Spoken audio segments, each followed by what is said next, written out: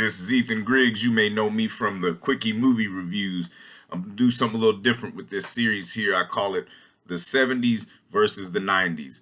And the thing about it is, I've been gaslighting myself all these years that the 1970s are the greatest American decade in filmmaking. But there's only one other decade that can even come close to the kind of shit they were making in that decade, and that's the 1990s. So, what I want to do with this is take a classic from the 70s and a classic from the 90s that are very similar in either tone or subject matter or even the same actor or director for that matter.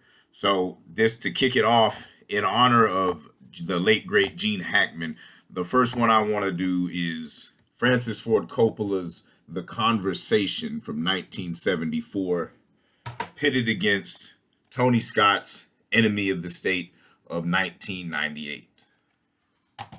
Now, with those, the biggest similarity, of course, is they both have Gene Hackman, and he's playing a similar kind of role. We find the first one, The Conversation, written, produced, and directed by Francis Ford Coppola. And let's give you a little backstory about where Coppola was at this time in his career. He made The Conversation in between The Godfather 1 and Godfather 2. And this was probably the peak of Coppola's career before he went crazy making Apocalypse Now.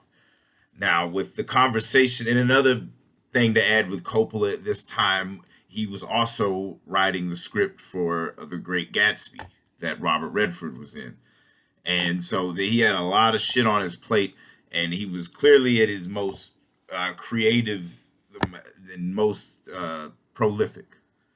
But the thing about Coppola is for every great movie, he's probably got 2 or 3 real stinkers. And The Conversation is one of those. I've never liked The Conversation. People say The Conversation is great. I don't understand what it is. So I set out to watch it again, fresh eyes, give it another chance, and it still sucks. It is like some of the most self-indulgent bullshit I've ever seen in my life. And this is a characteristic of a lot of films in the 1970s, is that they would have really great actors in movies that were trying so hard to be of the European style that was real hot in the 60s. And, you know, a lot of these cats who were the first ones to really go to film school were like jizzing over these fucking movies. These were because American films in what they had grew up with in the 50s were so repressed and whitewashed. And then you see these films from guys like Fellini or Bergman or Antonioni, and you don't know what to do with yourself. You know, you can see titties and bush for once, without feeling bad about it. Now it's art, porn is art, whatever the fuck it is. But a lot of the American filmmakers really could not grasp how to do that because they were repressed themselves. So we see that fully in The Conversation, because what irks me the most about The Conversation is like Gene Hackman was great at playing like an asshole, but an asshole who knew what the fuck he was doing and talking about and was there to just, really shake shit up. Here we see him as Harry Call, and, it's a very literal title. The whole movie is about a conversation that Harry Call is hired to record for some unknown entity, we assume political, whatever the fuck. It's very ambiguous, the plot itself is a MacGuffin. And the thing about it is, the movie it's not really focused on the plot until 2/3 away into the fucking movie. He's obsessed with, at the beginning he doesn't give a shit, and then all of a sudden now he gives a shit, and it's like the character is not true to itself. Because for me, the character is a professional, gets hired to do a job, and if he was really that paranoid, he would have been bugging the fucking people that hired him so they know every fucking thing that's going on. But no, there's none of that. He just ends up being a cuck in a hotel room recording, I don't want to give anything away, but it's fucking ridiculous. The movie is just, you could have cut 30 minutes off of it and focused more on the plot instead of, brooding in a fucking hotel room or in, in a space. It's like, oh, I don't want you to tell them my secrets. Oh, then you bring him to your fucking place to get drunk. And it's just baffling. But Gene Hackman plays it well. But even, you can tell even he's getting tired of this shit. He's wanting to be a badass. He's coming off of the fucking French Connection and he's doing this shit. I guess to show that he had range, as you have to do as an actor, I suppose, to prove that you can do more than just be an asshole.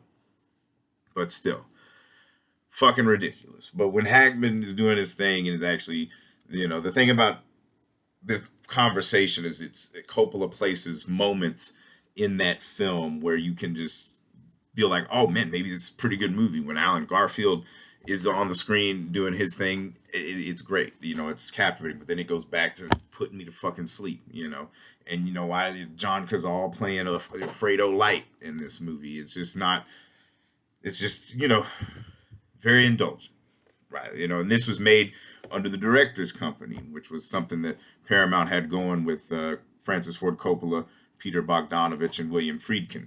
And so they, this was his film that he made for that company. And, I'll get to Bogdanovich's credit, he's the only one that did any substantial work in that group. But, so, the conversation, trash. I still think it's just fucking ridiculous. Because it fails as an espionage thriller. And it wants to be more of an art film about a sensitive artist, a man dedicated to his craft, when, and at the same time Coppola wants to, well, this is where we're going, everybody's taping everybody, it's supposed to be a paranoid thriller, but it's more paranoid about, the guy trying to get laid, he can't fuck unless he's humiliated, pure cuckery. It's terrible, it's a shame to see Gene Hackman's talents wasted in a picture like this, but, that what happens when you're so high on yourself, like you can, throw shit on the walls and, call it art. And I guess you can. You can call whatever the fuck you want art. But, it doesn't work as a fucking movie. Because, and even the ending's trash. I know the 70s was real big on ambiguous endings. And we have the fucking, French Connection to thank for that shit. But, what can you do? So let's flash forward to 1998. When Tony Scott does Enemy of the State with Will Smith and Gene Hackman. And here's the thing, Gene Hackman doesn't even show up till an hour into the fucking movie. But basic Enemy of the State is a fucking paranoid thriller about the NSA. And it opens with the murder of a senator who doesn't want to pass this bill that John Voight wants to pass. And that he's the head of the fucking NSA. And then they find out, oh, there's a guy filming birds and shit. Oh, so he's got the fucking footage, and it's Jason Lee. They're chasing Jason Lee with the fucking video. He drops it in Will Smith's bag, and, and then they're chasing Will Smith and all this shit. And it becomes kind of a Hitchcockian fucking thriller for the MTV crowd. Because the thing about Tony Scott, there's no fat in Enemy of the State, where the conversation, you could have cut 30 minutes.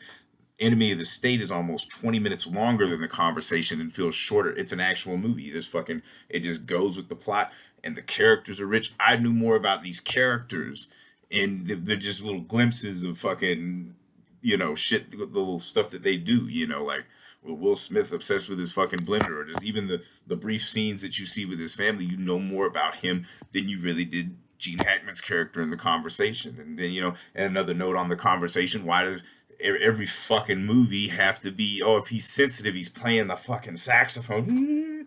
Fucking ridiculous, man.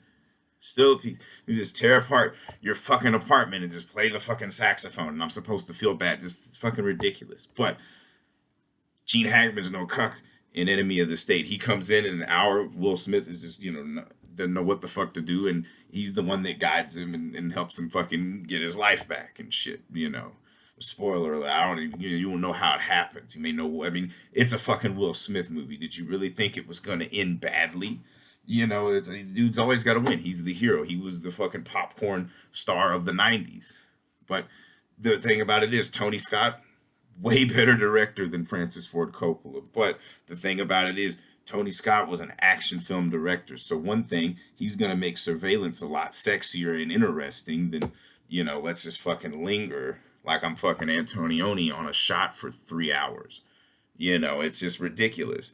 But, that's the thing. So And it's weird because this is way before Snowden, and here's this paranoid thriller about the NSA from Jerry Bruckheimer, no less. So it's a really like it's a solid film. It's just it holds your attention. There's no fat. It's just a perfect movie, as Tony Scott would make. For what the kind of films that he made, and so that's, I guess I'm gonna have to say, the '90s win this round. So if anybody out there is keeping score, it's 0-1, 1990s.